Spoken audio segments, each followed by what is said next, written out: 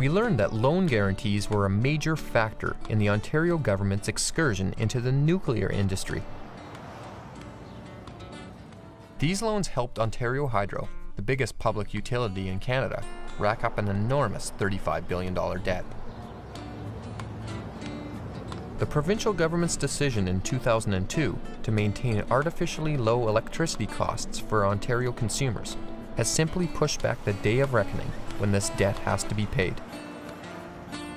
The nuclear industry is the largest boondoggle in Canadian corporate history.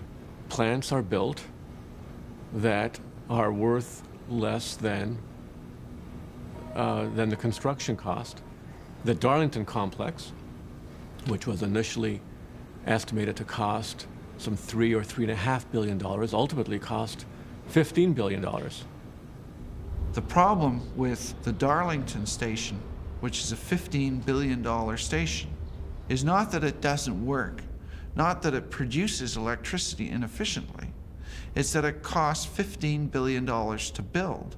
And so there is this enormous stranded debt that as markets progress and as electricity prices are reduced in response to competitive pressures, this debt is stranded and somebody has to deal with it.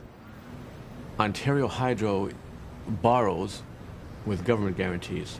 As a result, it has piled up an immense debt backed up by assets, many of which have very little value. If Ontario Hydro had to borrow on its own nickel, if it had to go to the bond market and tell bondholders that it would be paying back those bonds without any government assurance, Hydro would find that it couldn't borrow any money at all. The costs of maintenance and operations will continue to be high. And as these plants wear out, the Bruce nuclear plant and the Pickering A are coming towards the end of their operating life, they're going to become more and more expensive. And of course, one of the things with nuclear power plants that you can't forget that Hydro has left no provision for is, what do you do when you decommission these things? Where do you put the spent fuel?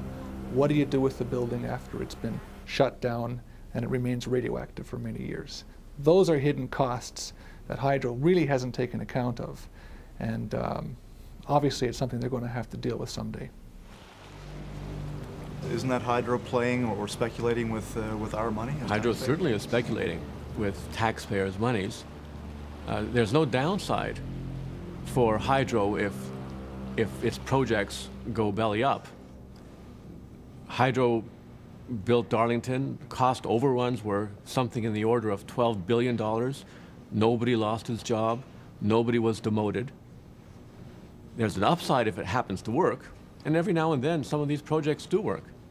But most of the time they don't work. Most of the time they're boondoggles, and it's the taxpayer that ends up holding the bag.